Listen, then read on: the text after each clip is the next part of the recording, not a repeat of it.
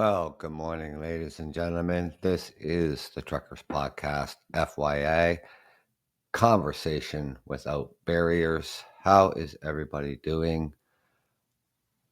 And look at that. I'm actually on time. It's 8:30 a.m. here in Southern Ontario, Canada. I'm your host, Doug. Welcome, everybody. What a week. Busy week. Extremely busy week. It's been really busy at work. Like we like we're going into the last week of November, and yeah, I was able to come out here and do um, some shows during the weekdays in the evenings, and found that that's a very difficult task um, to do because um, I know when my day begins, but I can't give an exact time when my day is going to end.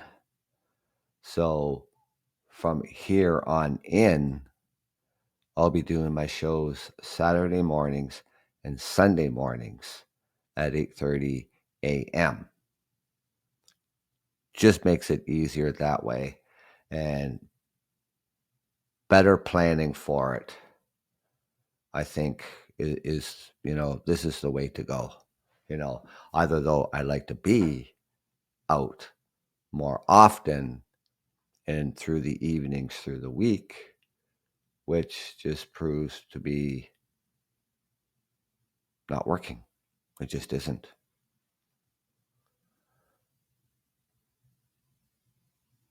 Streets to stability.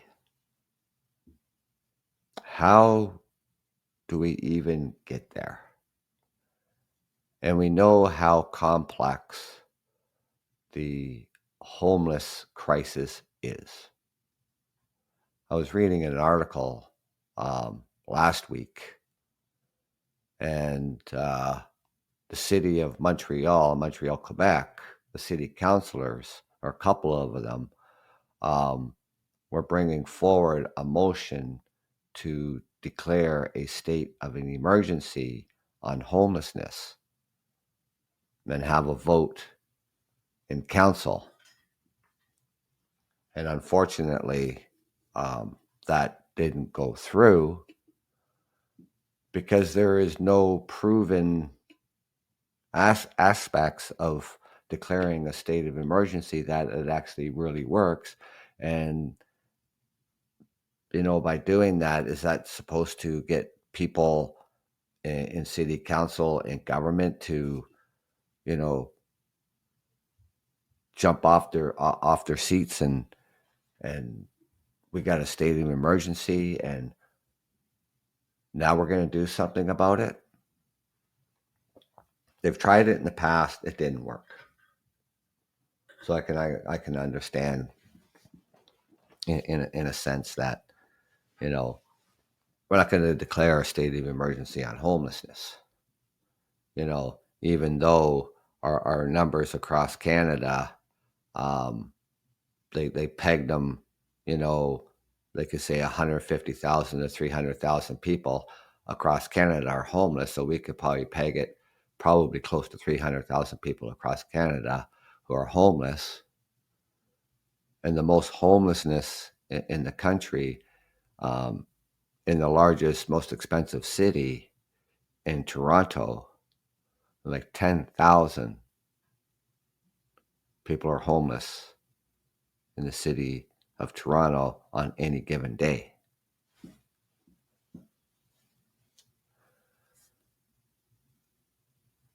And I'm sure that the federal government, the provincial government, uh, municipalities, and cities governments, they understand. I'm pretty sure they understand the housing first model, but I don't see them really pushing it. Housing is going up in and around the city, in cities, but affordable for who?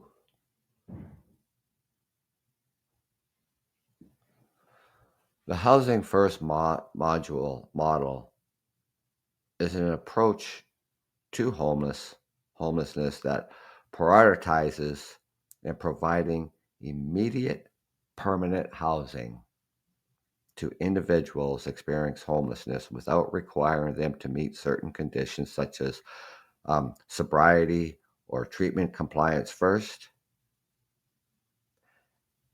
What we need to do, and we need to be doing it yesterday. So the primary focus is on quickly moving people experiencing homelessness into independent and permanent housing. This is done without preconditions like sobriety, employment, or participation in any treatment programs.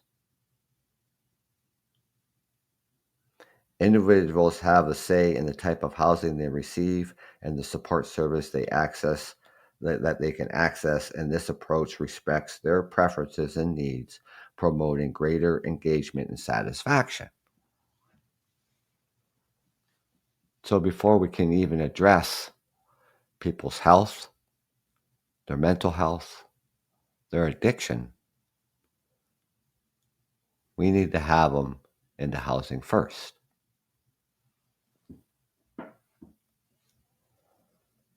So, of course, once housed, individuals have access to a range of supportive services tailored to their specific needs, such as mental health care, addiction treatment, employment assistance, and health care,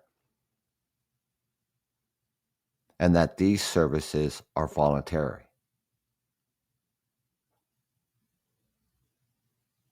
And that housing is not a contingent upon the acceptance of services, right? You don't go to a person and say, well, you have to take these services first or you don't get housing. We can't put the cart before the horse. We got to have the housing first.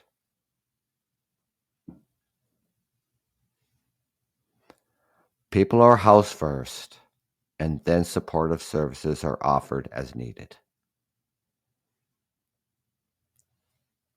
Housing First adopts a harm reduction approach, meaning it does not require individuals to abstain from substance use. Instead, it focuses on reducing the negative impacts associated with substance use. The model promotes the integration of individuals into the community, reducing stigma and fostering a sense of belonging and support. Now, I was reading an article the other day, and I don't know why it didn't come to any surprise to me. I really don't know. But, here in the city of London, Ontario, where I reside, City Council, they do not have a winter plan for the homeless. Shelters are full. And out of the 400 people who are living in encampments,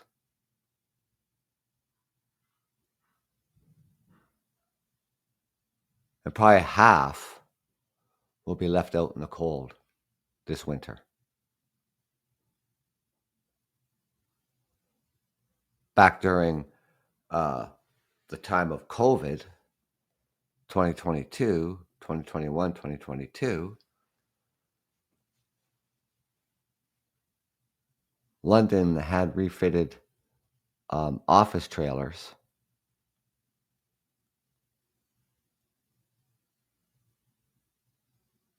and chosen certain areas of the city to have them there, and it got people off the streets over the winter months. And we're not initiating this again, this year. We didn't last year. It was only in 2022 that we did that.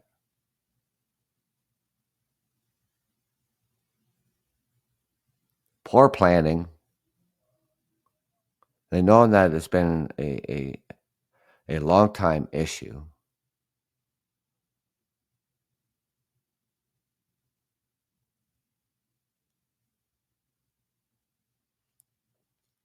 Decade long or more of homelessness we're seeing here in the city and across the country with no end in sight. The city of Toronto, I think it was a couple weeks ago, they drew up their bylaw on rental evictions, but that doesn't come into effect until July 2025. So therefore, all the rental evictions going forward will go forward, and any new ones come about will be able to continue until this bylaw comes into effect. And that's not solving anything. It's funny how cities can make bylaws and have them come into effect immediately. But when it comes to rental evictions and homelessness, it just seems to be put on the back burner.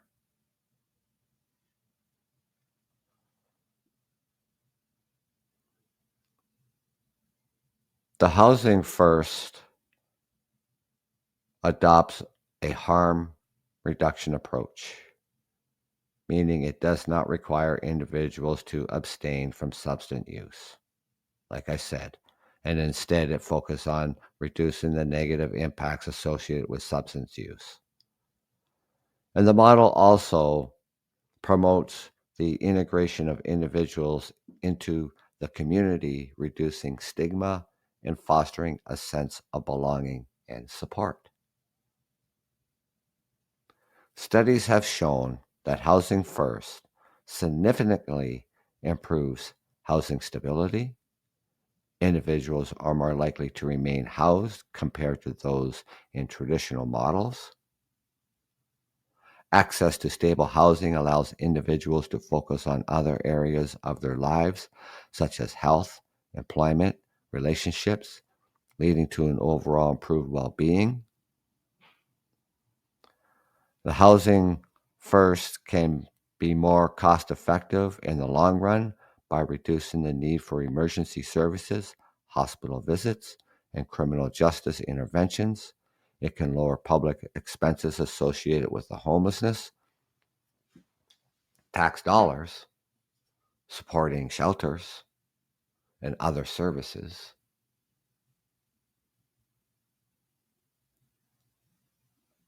Can reduce the cost.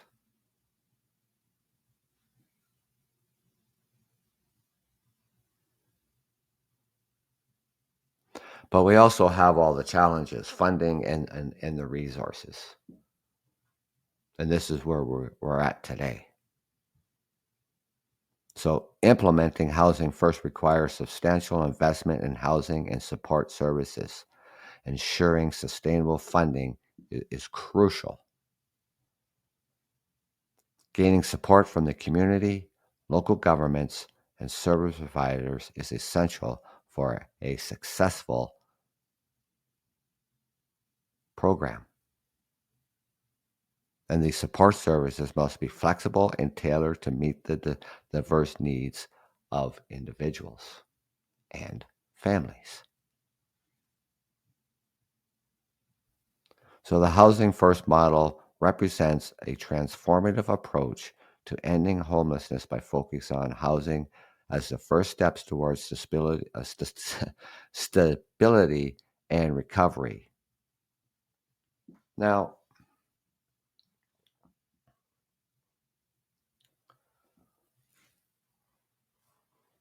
obviously, we need to um, increase the supply of affordable housing, right? And the way we should be looking at this, and I'm sure they probably are, and they're probably, looking at the numbers, you know. Inclusionary zoning mandate that a certain percentage of new residential developments be allocated for affordable housing. This ensures that affordable units are integrated into diverse communities. So whatever they're building, then we have to have other affordable housing in that project. Government subsidies and initiatives. So they need to provide subsidies or tax incentives to developers who build affordable housing. This can make it financially viable for developers to include below market rents in their projects. So we're going to okay your plans, to build your, 30-story building, and each unit is going to be $3,000 in rent.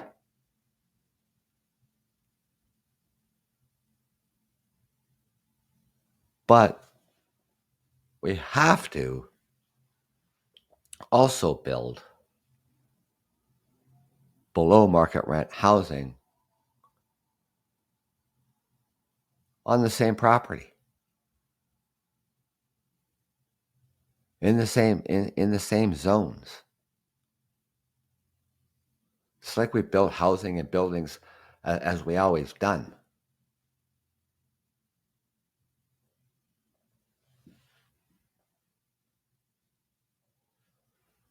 The public-private partnerships is the cooperative and private developers to create affordable housing, and these partnerships can leverage private investments and public resources to build more units. Nonprofit and cooperative housing support nonprofit organizations and housing cooperatives in building and managing affordable housing. And these organizations also have mission aligned with providing long-term affordable options. Rent control. Well, we do have rent control. And we only have rent control on buildings and property that was built before 2018. But we're losing those properties to big corporate and investors. And this is why we're seeing a rise in rental evictions. And they're only using that in the landlord's tenants board rules. They're breaking the rules, as far as I'm concerned. They're buying up the properties that are rent controlled, forcing people out only to raise the rent. That's it. Because they know they can get more money. If a unit was $800, they know they can get anywhere from $1,600 to $2,000 a month. And you see, these corporations and investors, they just rather just put people out on the street.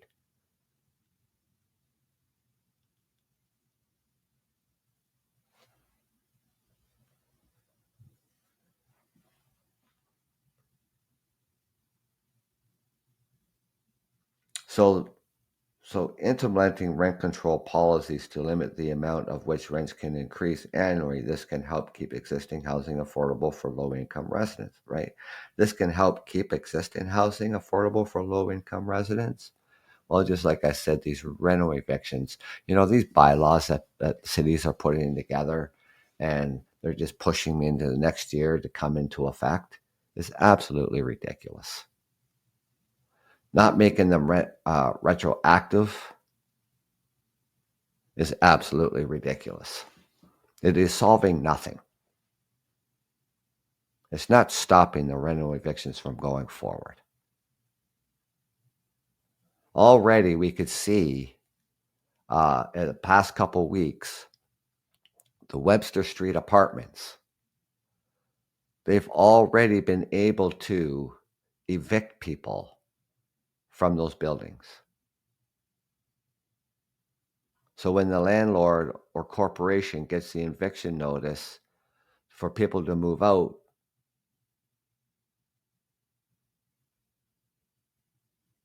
and in some cases they use the sheriff that comes in, you must leave, and you have 72 hours to get your belongings out.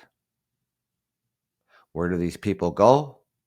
Well, if they don't have family, or they don't have room with their family or their friends, or they don't have room, where are they going to go? Well, they're going to seek the shelter system, which, by the way, is full to capacity. They're going to end up on the streets. I like to see cities take the initiative, to try to prevent rental evictions. But if you're going to make a bylaw to prevent those rental evictions, you don't push that bylaw off into the next year and say that's when it's going to become effective, like Toronto did. They dropped the bylaw, and they say the bylaw is not going to become effective until July 2025. What was even the point of drawing up a bylaw that you could not make it become effective immediately? Our affordable housing stock is disappearing at an alarming rate.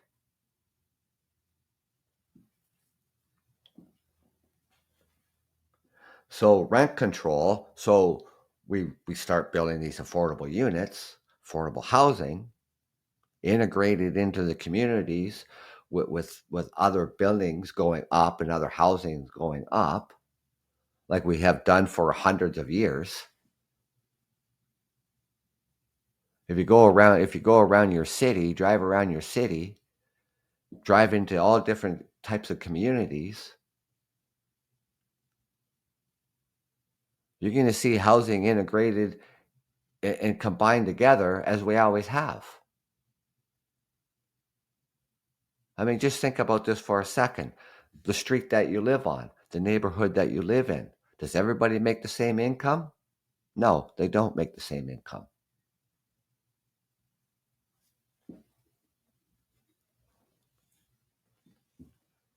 Nobody makes the same income. If everybody made the same income, we wouldn't have a homeless problem. We wouldn't have a housing crisis. Everybody able to afford to buy a fucking house. Pardon my French. I'm reading an article the other day, the city of London, Ontario, that I reside in, the city doesn't even have a winter plan for the homeless. How pathetic is that?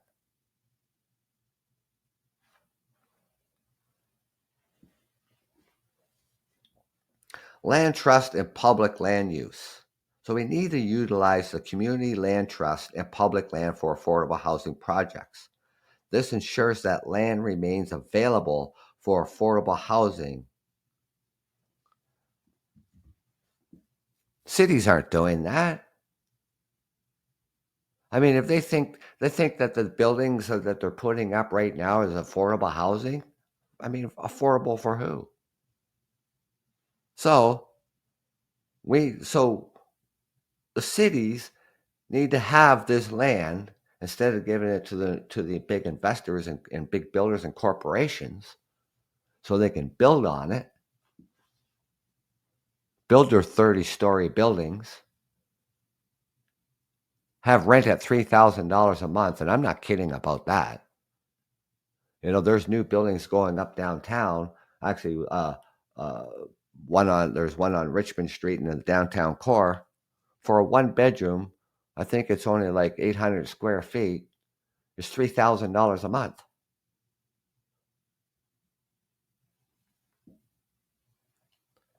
So the land trust and the public land use, the city has to use that in order to build affordable housing, below market rent housing. Affordable housing bonds issue bonds to raise funds specifically for affordable housing projects. And this also can provide a substantial financial boost to develop the new units.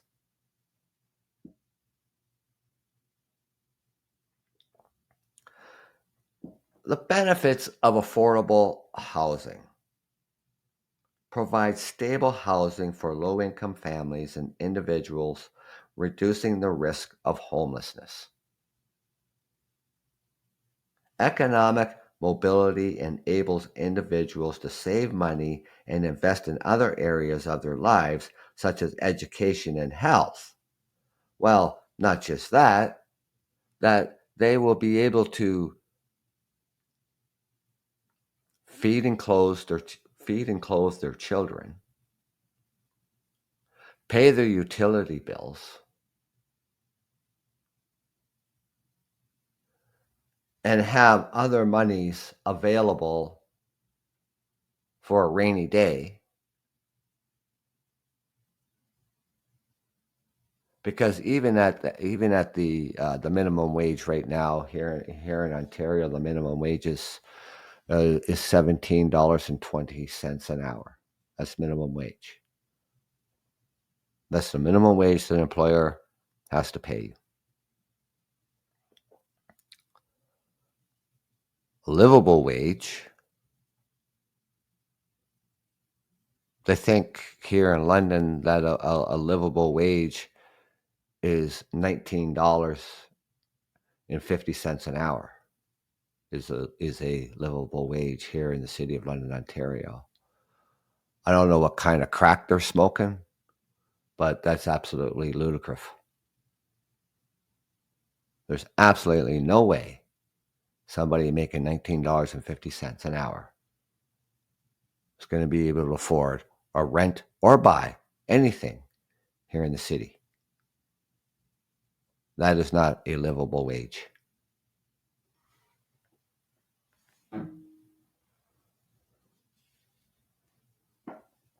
Community health contributes to the overall health and well-being of communities by reducing stress and increasing stability for residents. That you have a place to afford. You don't have the stress of not being able to pay your rent, feed your children, clothe your children. You don't have to worry, about that you're going to be evicted. You're going to end up on the streets. Your overall mental health will improve because now you'll be able to focus on other things and other good things. You have that security. Now you're not worrying about when you're going to get your next meal. It's bad enough in this country here in Canada that 1 in 5 children go hungry. That also shouldn't even be happening, but unfortunately, it is.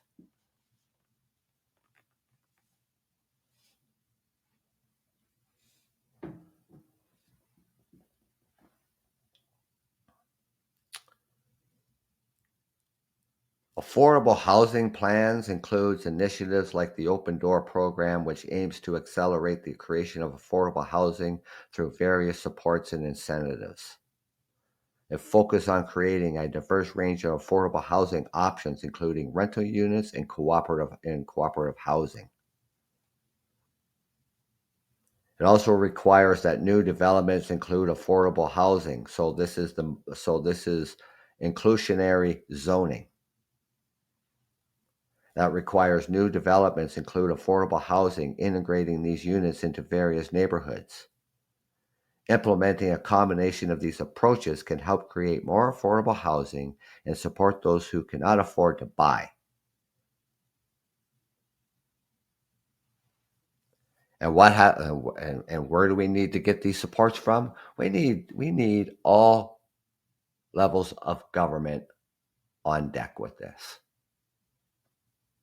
You know, the federal government is giving London, Ontario $5 million to address homelessness tent encampments. $5 million over 2 years. Is their $250 million plan that they're sending out money to these cities. London's getting $5 million. That's not even a drop in the bucket to address homelessness, to address tent encampments. I mentioned the other week, and I'll go back to the article in my saved articles.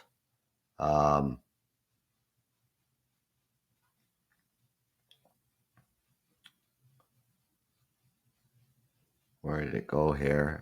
So what's happening is, so there were like, I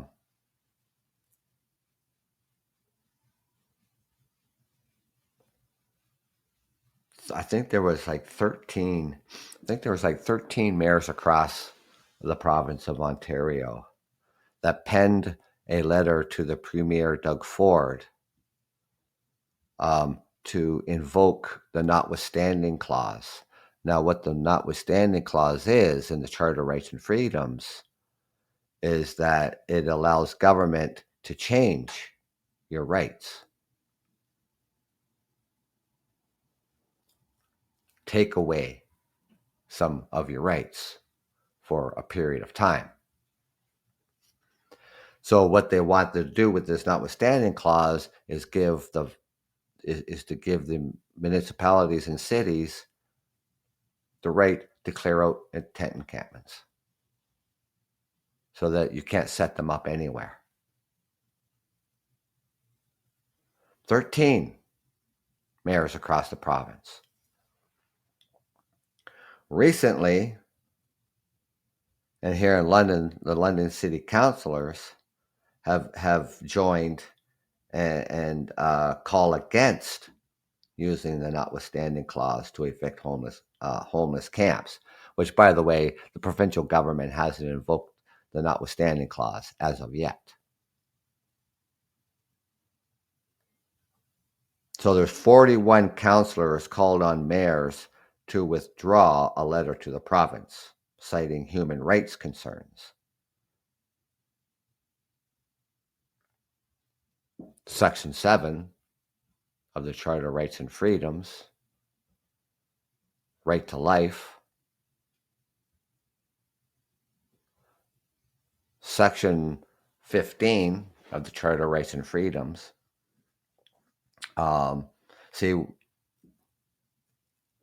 what the mayors are calling for, before I mention the Section 15, what the mayors are calling for is that not only that they shut down these tent encampments, and then that the people with the mental illness and addiction problem, they would be removed from the streets and encampments, involuntarily placed into treatment for mental health and drug addiction. The Sudbury mayor, and I couldn't even believe that he even mentioned this, is that he said that the Charter of Rights and Freedoms are not meant for people with a mental illness and addiction. That the Charter of Rights and Freedoms are not meant for people with a mental illness or addiction. You can't be more wrong. And in fact, the Charter of Rights in Section 15 actually protects people with a mental illness under the law. You can't physically remove people involuntarily into treatment. It would be against their rights, period. So 41 mayors are calling on, or councilors are calling on these mayors to withdraw that letter to the province. Now that was that was last month. I think, if the premier was to invoke the notwithstanding clause, he would have done that already. So a judge last year ruled that municipal bylaws can't be used to evict people from encampments if there's a lack of shelter spaces. If the notwithstanding clause is invoked, the ruling could be bypassed. Right? So anytime a province or whatever, because it has to be the premiers of the provinces in order to invoke it.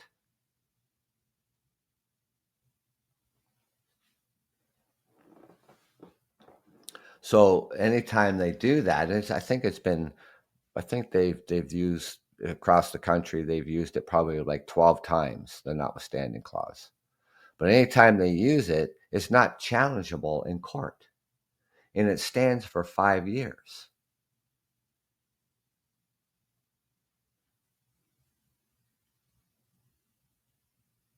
Now, the premier of Ontario had called on Ontario mayors at the end of October to demand that he use the notwithstanding clause to pass legislation that would give them more tools to deal with homelessness. I mean, was he like,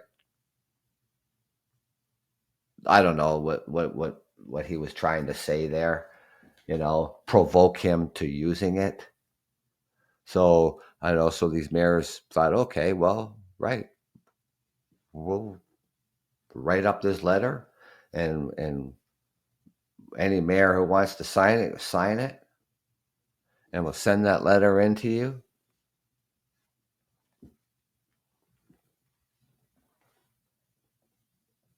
I haven't done it yet.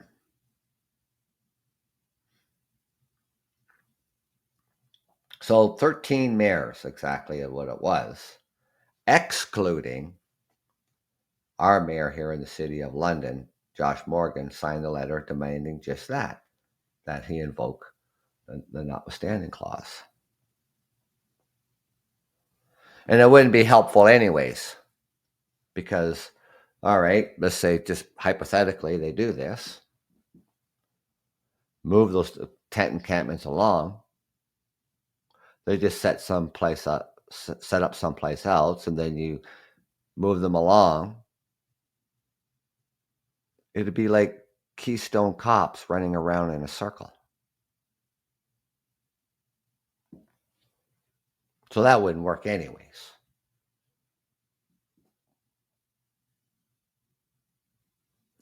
So, counselor here in London says what we actually need is funding for encampments, for social services, for rehab. We need to increase social assistance. We need them actually to step up and take responsibility for helping address the homelessness. So saying to the government, we need your help. We need this increase in funding. How far is $5 million going to go in addressing the encampments and addressing homelessness? We have the Business Improvement Association in the downtown area, and of course in the community around there, pushing back for more funding for the shelters.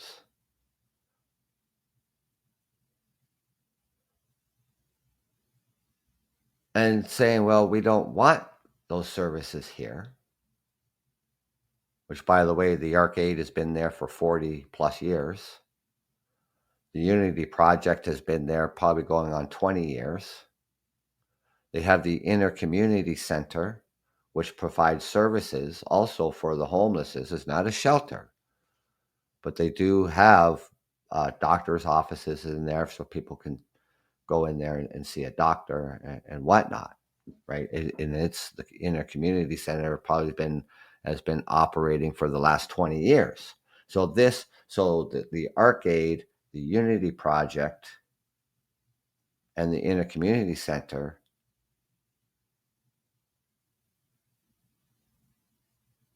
have been there all this time. Businesses come and go, like always. Business succeeds or it doesn't. And it's not always it's not, and of course, sometimes it's location, and it's a lot of other factors that come into play when a business doesn't succeed. See, the arcade recently had just come on, I think it was like just like last year, just come on board of supporting overnight shelter at the arcade.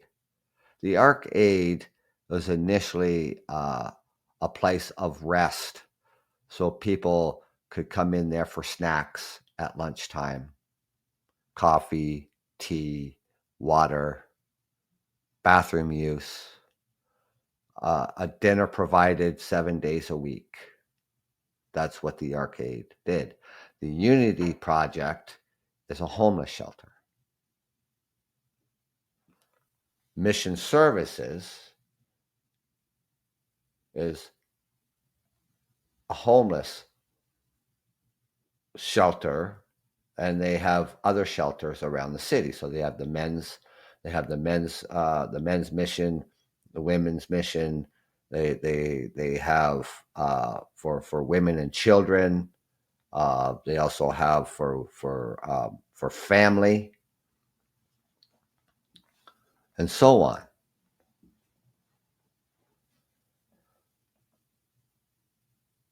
I do get, and I do understand the frustration with communities, um, with they finding needles and garbage and stuff throughout the community, and things like that. I get that. Why the downtown became the hub of social services for the homelessness, I have no idea. It just that's the way it's become. Other counselors are saying, well, the whole city needs to share this responsibility. We should have social services hubs all across the city. And understanding that you're going to get pushback from other communities. Not in my backyard.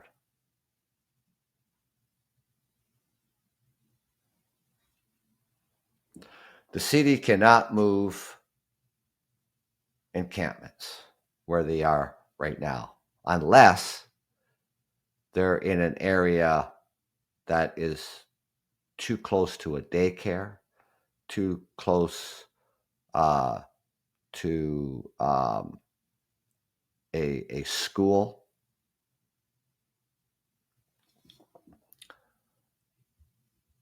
Certain like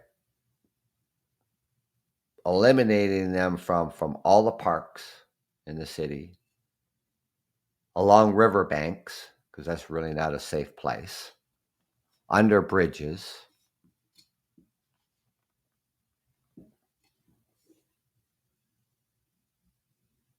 That's really not another safe place. They have to be 100 meters or more away from any residential property.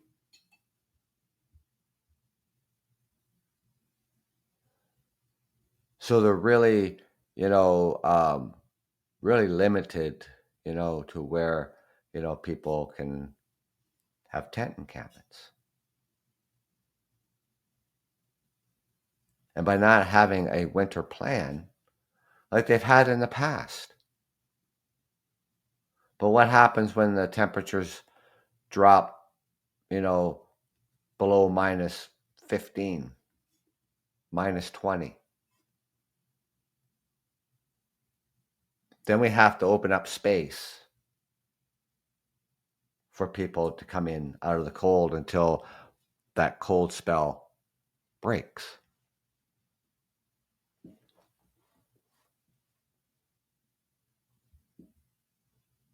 I don't know what city councilors were doing all summer long and coming into the fall and things like that and not have a winter plan in place. That's absurd. It really is. So, the mayor just seems to be okay with this.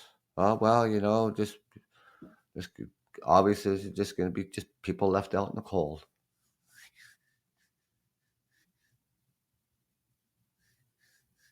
That's ridiculous. That's absolutely ridiculous. It's so ridiculous that we even allowed the homeless situation become a crisis. That we allowed this to happen. Did nothing. We've had mayors in the past saying, yes, we're going to address the homeless situation. Nothing was ever done about it.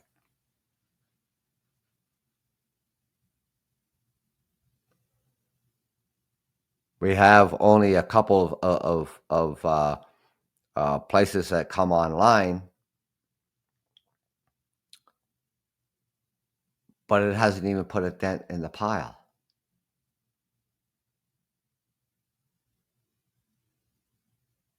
And they're working on one more, which is a big renovation, and that's not going to be up and running this winter.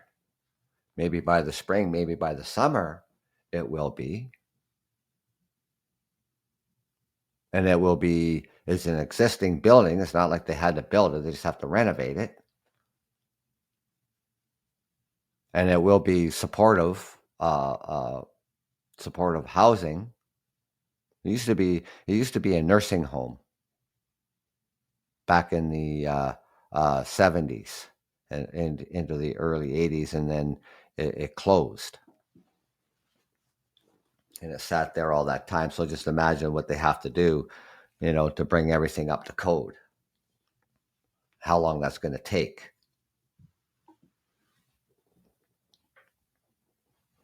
The housing first model is the only way out of this. If we don't have housing, we're not getting out of this homeless crisis. And that's just the reality of it. That's just common sense.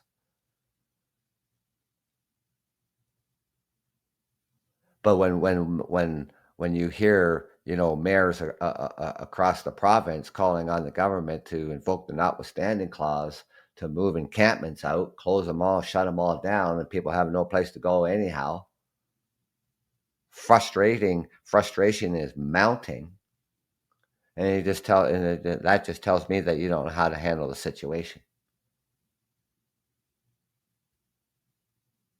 and that's concerning.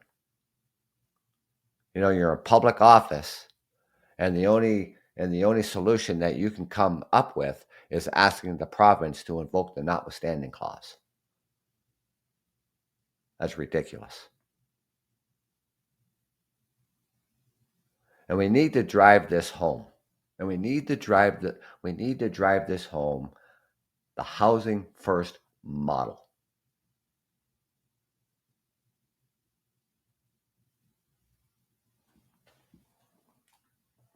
And we have to make that loud and clear to our city officials. We have to make that loud and clear to the provincial government. We have to make that loud and clear to the federal government. We need to raise the roof. Because if we don't now, 5 years from now, we'll be still talking about this. We'll be still talking about homelessness.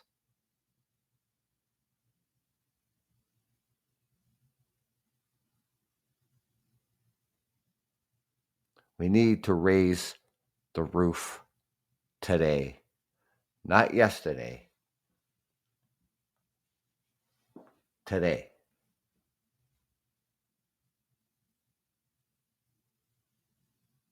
$5 million. See, the $5 million that's coming to London from the federal government, so the London City Council gets to, choose what the money is used for. And we already have councillors saying no more funding. No more funding to the arcade. No more funding to the homeless shelters. No more funding. And of course, then we got councillors pushing back on that. Well, if we're not going to fund them, they're just going to have to close. And then what? Then we'll have tent encampments all over the place, as we do now, even more.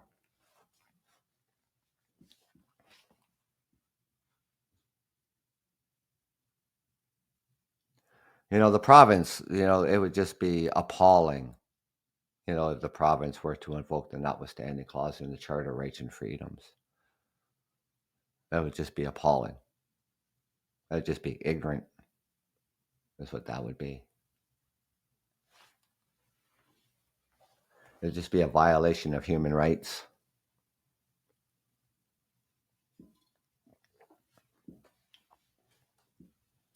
I bought a book, another book. And I haven't finished the last book that I bought, Ending Homelessness in Canada. I haven't finished that. I think I'm only on almost through chapter 4 on that one. Then I purchased another book, the tenant class. So it'll be talking about tenants renting, and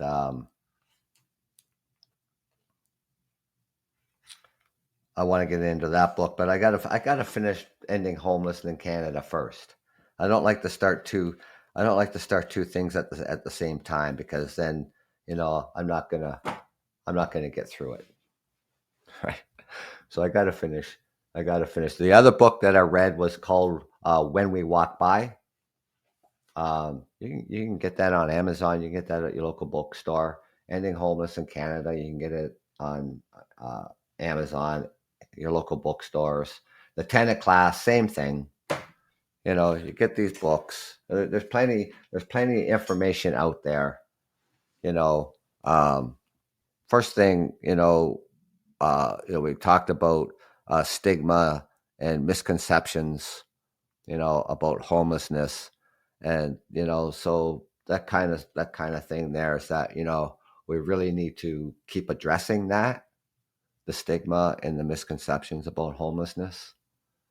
And I think that in that way, when you start educating yourself and hopefully educating others, and as a society and communities, we can come together and have a better understanding of the root causes of homelessness. And that these people, they didn't choose to be homeless is one of the stigmas. Education goes a long ways. And that's why I'm buying these books, right? That's why I'm buying these books. That's why I'm going to be reading these books.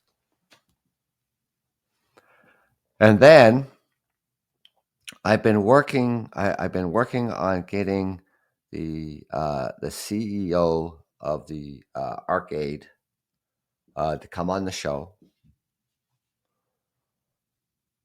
I got an email back from them. I believe it was Tuesday. So that took a week to get a response back. And then I replied back to them to explain to them how my show works, right? How to get on my show. And I haven't heard back. So I'm thinking it's probably going to be Monday or Tuesday this coming week.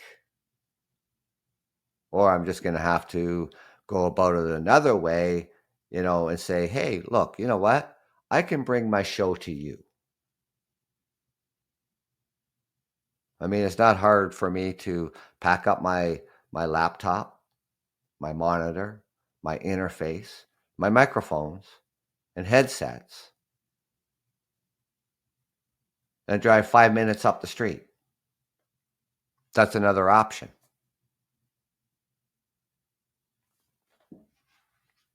I could do a live show from the arcade. And that might be another option or approach that I might take, right? But they're very busy, and I understand that, right? Because they, like I said, the arcade's been around 40 plus years, and helping the most vulnerable people, one of the most vulnerable people in our society, and that's the homeless. And they do really good work.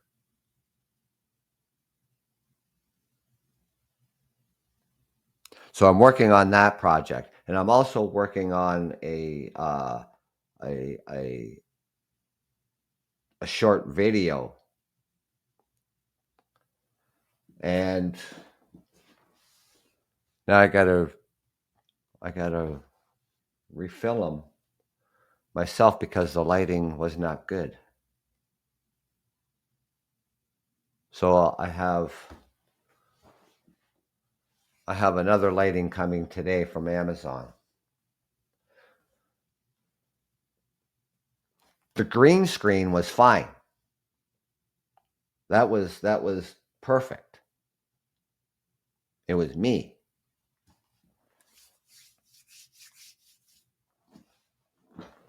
So I'm going to fix it. And unfortunately, now it's taken me a couple weekends. Just, and the video is, I think, potentially 3 minutes long. And you think, well, that 3 minutes shouldn't take long to do a short video. Well, it does take a little bit of time because, you have to write the script. So you got to brainstorm. So now you got to write the script.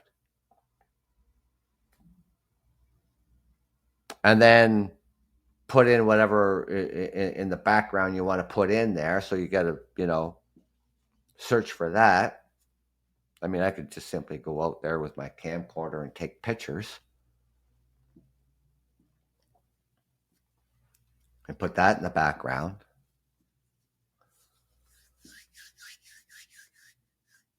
And then like I probably written the script twice, right? So that's done. I'm not touching it anymore. I'm just going to focus on the lighting on me and get that right, because when I put it into the video editor, I couldn't fix it. Even all the tools that it provided me, I still couldn't fix it. So the lighting on me was the problem. Everything else was fine. So that new lighting is coming today, and hopefully I can work on that this afternoon, and hopefully I can get it done this evening or tomorrow, because I do there. If you go on YouTube and search the Truckers Podcast FYI, there is a video on there. I'm not in the video. I was narrating the video. Hashtag stop tolerating. You want to check that out. And so just trying to just do small projects, right, on the weekends after my show. So like I mentioned this morning that moving forward for my podcast, it's going to be Saturday mornings at 8:30, Sunday mornings at 8:30 in the morning. I tried through the week to do some shows. There's only been maybe a couple weeks that I was able to get 3 shows in and things like that. It's not viable to get home from a 12 to 14-hour day work day and then set up to try to do a podcast. That just it's not gonna I try this. I can't do it Monday to Friday. So it's just on the weekends, Saturday mornings and Sunday mornings at 8:30 in the morning is when I can come out here and do the show.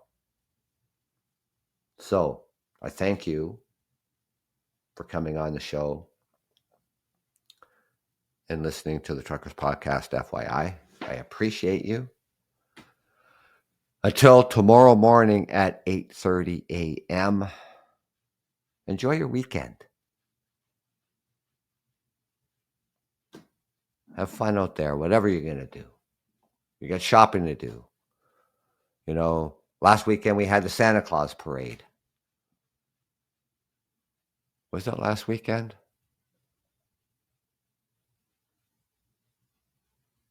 Yeah, it was. Yeah, it was last weekend, last Saturday. Last Saturday night was the Santa Claus parade. So the Christmas rush is on. And that's not far away neither. So until the next time we meet tomorrow morning, take care, enjoy your weekend. If you can join me, that's great. If you can't, I understand. Yeah, now I got to just work on little projects, and we'll see you tomorrow morning, ladies and gentlemen. Thank you for joining me. This is the Truckers Podcast, FYI, Conversations Without Barriers. I'm your host, Doug, from Ontario, Canada. Take care.